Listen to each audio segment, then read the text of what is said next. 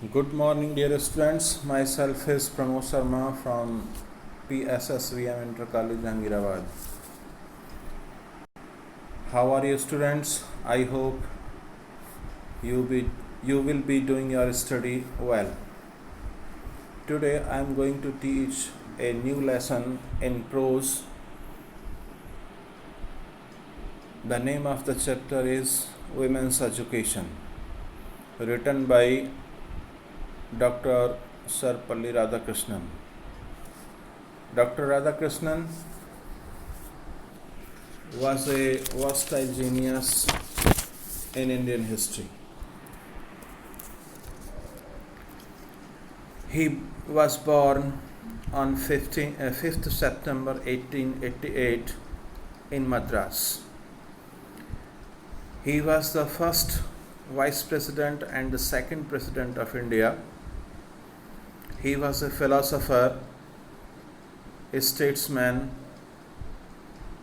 an effective speaker, and the most recognized and influential Indian thinker of 20th century. He was awarded Bharat Ratna in 1954 and the Templeton Prize in 1975, a few months ago before his death. His famous works can be known as My Search for Truth, Freedom and Culture, Indian Philosophy, Hindu View of Life, Eastern Religions and Western Thought, Philosophy of the Upanishads and the Bhagavad Gita. So many famous books wrote in his volume. तो कह सकते हैं doctor Radhakrishnan 5 सितंबर 1888 को मद्रास में पैदा हुए। वह भारत के पहले उपराष्ट्रपति और दूसरे राष्ट्रपति के रूप में जाने जाते हैं। वह एक दार्शनिक, राजनेता, एक प्रभावी वक्ता तथा एक बड़े ही प्रभावी विचारक थे 20वीं शताब्दी के। उनको कई भाषाओं पर बड़ा अच्छा अधिकार था। यहाँ पर जो आपका चैप्टर है वीमेंस एजुकेशन, अगर इसकी थीम की बात करें, in this chapter women's education, this chapter has been selected from his famous book The True Knowledge. It deals with the education of women in India. Without proper education of women, no great civilization can develop and no nation can be made great. Radhakrishnan rightly wrote, give us good women, we will have great civilization. Give us good mother, we will have a great nation. तो कथानक के विषय में कहा जा सकता है chapter के, ये जो चैप्टर है उनकी एक बड़ी प्रसिद्ध पुस्तक है जिसका नाम है ट्रू नॉलेज, उससे लिया गया है। और इस चैप्टर में डॉक्टर राधाकृष्णन भारत में महिलाओं की जो शिक्षा व्यवस्था है, महिलाओं के लिए जो शिक्षा की व्यवस्था है, उसके विषय में चर्चा करते हैं। और उनका मानना है कि महिलाओं की उचित शिक्षा के बिना हमारी सभ्यता विकसित नहीं हो सकती और कोई भी राष्ट्र महान नहीं बन सकता। राधाकृष्णन ने सही ही लिखा है। उन्होंने लिखा है कि हमारे पास अगर अच्छी महिलाएं हैं तो हमारी सभ्यता महान होगी, और अगर हमारी माताएं अच्छी हैं तो हमारा राष्ट्र महान होगा। इसके साथ ही हम इसमें इस चैप्टर की जो टेक्स्ट है पहले पैराग्राफ से शुरू करते हैं। पहला पैराग्राफ देखेंगे। You are living in an age when there are great opportunities for women in social work, public life and administration. You are living, आप रह रहे हैं, in an age, एक ऐसे युग में, when there are great opportunities, जब बहुत सारे अवसर हैं for women, महिलाओं के लिए, in social work, सामाजिक कार्य में, पब्लिक लाइफ, सार्वजनिक जीवन में, एंड एडमिनिस्ट्रेशन, और प्रशासन में। हम एक ऐसे युग में रह रहे हैं जहां पर महिलाओं के लिए सामाजिक कार्य, सार्वजनिक क्षेत्र और प्रशासन में बहुत सारे अवसर उपलब्ध हैं। Society requires women of discipline minds and restrained manners. Society, समाज को रिक्वायर्स, आवश्यकता है, women of discipline minds, women महिलाएं डिसिप्लिन माइंड्स, अनुशासित मस्तिष्क वाली, एंड रेस्ट्रेन्ड मैनर्स, और नियंत्रित आचरण वाली। यानी समाज को अनुशासित मस्तिष्क और नियंत्रित आचरण वाली महिलाओं की आवश्यकता है। Whatever line of work you undertake you should bring to it an honest discipline mind. Whatever line of work यानी कार्य की कोई भी रेखा, कोई भी कार्य क्षेत्र। यू अंडरटेक यानी यू चूज, जो आप चुनते हैं। You should bring to it, तो आपको इसे करना चाहिए एन ऑनेस्ट, ईमानदारी के साथ, डिसिप्लिन माइंड और अनुशासित मस्तिष्क के साथ। यानी करने के लिए आप जो भी कार्य चुनें उस काम को अनुशासित मस्तिष्क और ईमानदारी के साथ करें। ऐसा करने से क्या होगा? You will then succeed and have the joy of your work. You will then succeed, तो फिर आप उसमें सफल होंगे, एंड हैव द जॉय, और आनंद मिलेगा, ऑफ योर वर्क, अपने काम में। यानी ऐसा करते हैं तो आप उस काम में सफल भी होंगे और आपको उस काम को करने में आनंद भी आएगा। Actually in our country education so far as girls education is concerned is not widespread enough. दूसरा पैराग्राफ शुरू होता है। एक्चुअली, वास्तव में, इन आवर कंट्री, हमारे देश में, एजुकेशन, शिक्षा, सो फार एज गर्ल्स का एजुकेशन इज कंसर्न्ड, जहाँ तक कि लड़कियों की शिक्षा का सवाल है, प्रश्न है। वास्तव में हमारे देश में शिक्षा, जहाँ तक कि लड़कियों की शिक्षा का प्रश्न है, इज़ नॉट वाइड स्प्रेड, पर्याप्त रूप से फैली हुई नहीं है, विस्तृत नहीं है। So every institution which contributes to the education of girls, इसलिए प्रत्येक संस्था विच कंट्रीब्यूट्स, जो योगदान करती है, to the education of girls, लड़कियों की शिक्षा में, इज़ वर्दी, योग्य है, ऑफ रिकॉग्निशन, मान्यता के, एंड एनकरेजमेंट, और प्रोत्साहन के। इसलिए वह प्रत्येक संस्था जो लड़कियों की शिक्षा में योगदान करती है, उस संस्था को क्या मिलना चाहिए? उसको मान्यता भी मिलनी चाहिए और उसको प्रोत्साहित भी किया जाना चाहिए। But I am anxious that the kind of education that is imparted must not only be broad but should also be deep.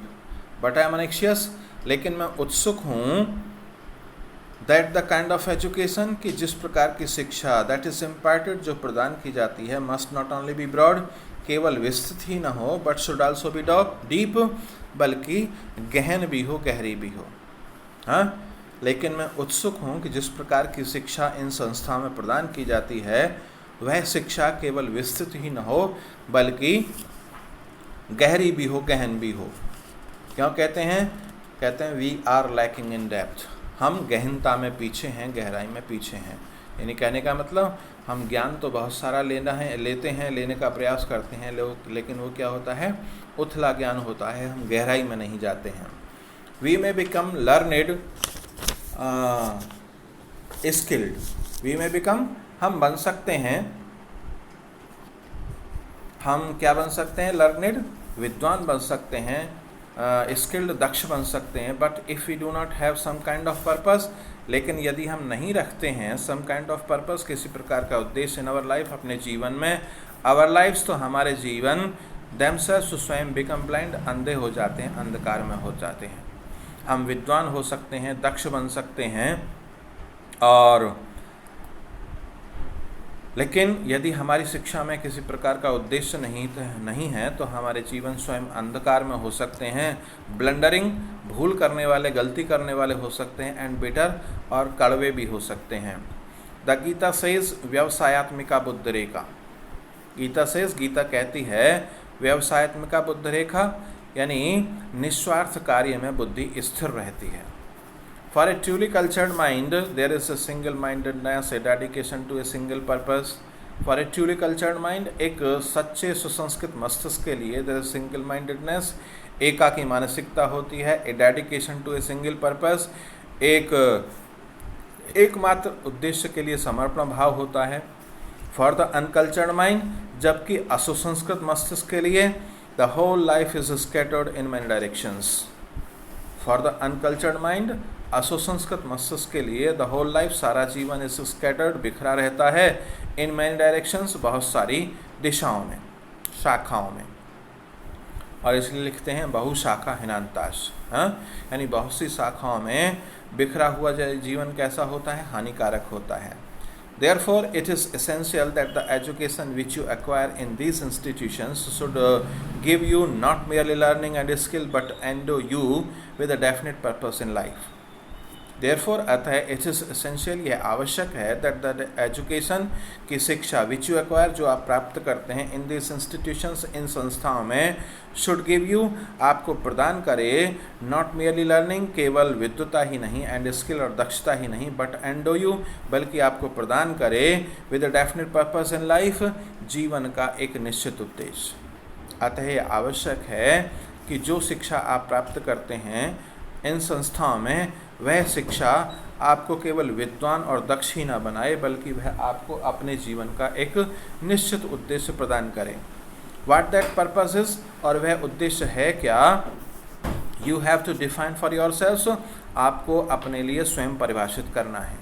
It is said that Vidya gives you Vivek, It is said, यह कहा जाता है, that Vidya gives you विवेक, आपको विवेक देती है, विद्या आपको विवेक देती है। विमर्श रूपिणी विद्या gives you a sense of what is right and helps you to avoid what is wrong. विमर्श रूपिणी विद्या यानी विचार विमर्श करने के बाद जो विद्या आती है, गिव्स यू ए सेंस, आपको एक समझ देती है, ऑफ व्हाट इज राइट, कि क्या सही है, एंड हेल्प्स, और मदद करती है, यू आपकी, टू अवॉइड, बचने में, व्हाट इज रॉन्ग, जो गलत है। यानी विचार विमर्श करने के बाद जो विद्या आती है, जो ज्ञान आता है, जो विवेक आता है, वो क्या करता है, आपको ये बताता है कि सही क्या है और जो गलत है उससे बचने में मदद करता है। You must try therefore to find out what is required of you in this generation. Therefore, अतः you must try, आपको कोशिश करनी है, to find out, पता करने की, what is required, कि क्या आवश्यकता है, ज़रूरत है, of you, आपकी, in this generation, इस पीढ़ी में। अतः आपको प्रयास करना है कि आपको इस जनरेशन के समय में क्या ज़रूरत है। A purpose which held good centuries ago may not hold good today in view of the rapidly changing conditions of our country and of the world. A purpose, एक उद्देश्य, which held good, जो अच्छा रहा होगा, अच्छा रहा था, centuries ago, शताब्दियों पूर्व, may not, हो सकता है, न हो, good माने अच्छा, today, आज, in view, दृष्टि से, रैपिडली, तेज़ी से, चेंजिंग, बदलती हुई, कंडीशंस, स्थितियों में, परिस्थितियों में, ऑफ आवर कंट्री, हमारे देश की, एंड ऑफ द वर्ल्ड, और संसार की। हो सकता है एक उद्देश्य जो शताब्दियों पूर्व अच्छा रहा हो सकता है आज हमारे देश तथा संसार की तेज़ी से बदलती हुई परिस्थितियों में वो अच्छा ना हो। So the purpose which you adopt in your life must be adapted to the relevant needs of the present generation. So इसलिए द पर्पस, उद्देश्य, विच यू अडॉप्ट, जो आप अपनाते हैं, इन योर लाइफ, अपने जीवन में, मस्ट बी अडेप्टेड, अपनाया जाना चाहिए, टू द रिलेवेंट नीड्स, वर्तमान आवश्यकताओं के अनुसार, ऑफ द प्रेजेंट जनरेशन, इस वर्तमान पीढ़ी की। इसलिए जो उद्देश्य आप अपने जीवन में अपनाते हैं वह आज की पीढ़ी के वर्तमान आवश्यकताओं के अनुसार अपनाया जाना चाहिए। एवरी टाइम वी स्टार्ट, यानी जब कभी भी हम शुरुआत करते हैं, एवरी टाइम, हर समय, जब कभी भी, वी स्टार्ट, हम शुरू करते हैं, प्रारंभ करते हैं, वी यूज़ तो हम प्रयोग करते हैं अवर ह्यूमन्स अपने मंत्रों का, हाँ, एंड और अंत करते हैं विद सेइंग शांति शांति, यानी शांति मंत्र का जाप करने के बाद। यानी किसी भी काम की हम शुरुआत करते हैं तो मंत्रों के उच्चारण के साथ करते हैं, और जब उसको फिनिश करते हैं, समाप्त करते हैं, तो शांति मंत्र का उच्चारण करते हैं। The teacher and the pupils are expected to avoid hating each other. The teacher अध्यापक एंड द प्यूपिल्स और छात्र यानी शिष्य आर एक्सपेक्टेड से आशा की जाती है, टू अवॉइड बचने की, हेटिंग ईच अदर एक दूसरे से घृणा करने से। हाँ, यानी राधा कृष्णन कहते हैं कि अध्यापक तथा शिष्यों से, छात्रों से ये आशा की जाती है कि वे एक दूसरे से घृणा करने से बचें। कंपैशन दया is the quality which is more characteristic of women than of man. Compassion यानी दया, इज द क्वालिटी वह गुण है, विच इज मोर कैरेक्टरिस्टिक जो अधिक पाया जाता है, ऑफ वीमेन महिलाओं में, देन ऑफ मैन पुरुषों की अपेक्षा। दया वह गुण है जो पुरुषों की अपेक्षा महिलाओं में अधिक पाया जाता है। I read recently a book which speaks about the decline of womanhood. I read मैंने पढ़ा, recently हाल ही में, a book एक पुस्तक को, which speaks जो कि बोलती है, बताती है, about the decline ह्रास के विषय में, कमी के विषय में, of womanhood महिलाओं की।